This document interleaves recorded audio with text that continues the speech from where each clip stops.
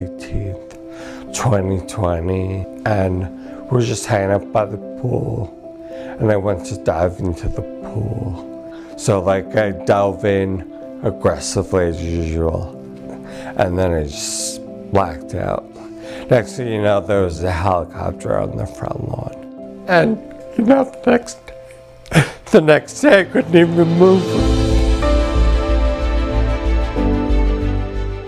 Then October 2021, I met Chad, and they approached me about joining the study.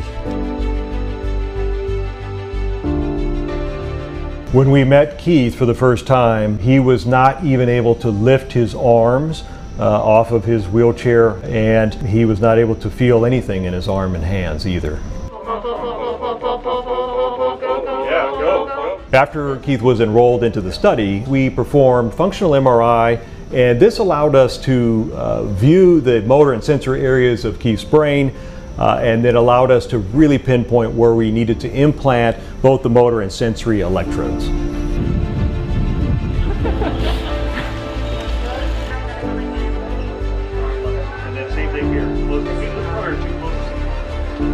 After opening the skull and opening the cover of the brain, we then got out a stimulator. We had a pretty good idea where the hand areas were going to be, and we stimulated them directly. You feel the thumb? It's in the thumb? Yeah, you think. So I placed it right over one area, and he said, I feel my thumb. I said, what part of your thumb? He said, my thumb tip, the inside of my thumb tip. And I said, oh, we found it. At that point, we brought in the actual device, mounted it onto the skull, and then used these wires to gently lay them without damaging them, and place them precisely in those three areas that felt the fingers, as well as the two areas where we knew that his hand motor function was. So Keith's brain is literally connected to a computer. There are signals from his motor area responsible for movement going to the computer, and signals from the computer are going back to different stimulation points in his body, brain, and spinal cord. And the goal is to restore movement and the sense of touch in a lasting way.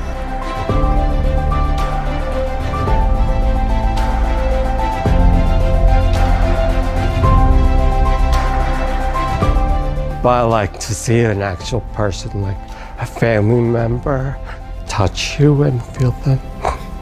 It's different.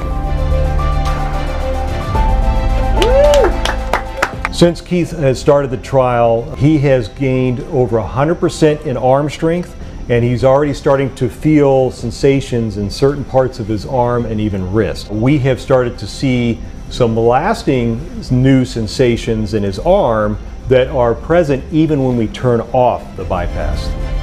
For me personally, this is an incredible moment. For years, we have been wanting to really tackle the restoration of movement and the sense of touch and bring those together.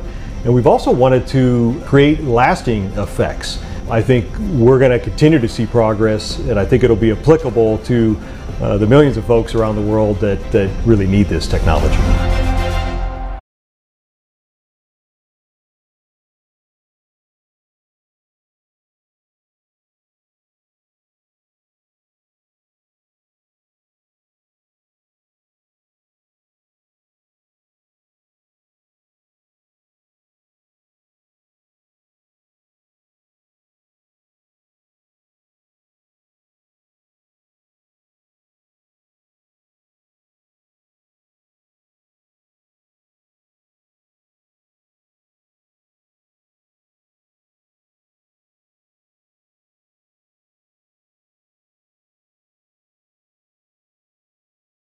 It was July 18th, 2020, and we were just hanging out by the pool, and I went to dive into the pool. So like I dove in aggressively as usual, and then I just blacked out. Next thing you know, there was a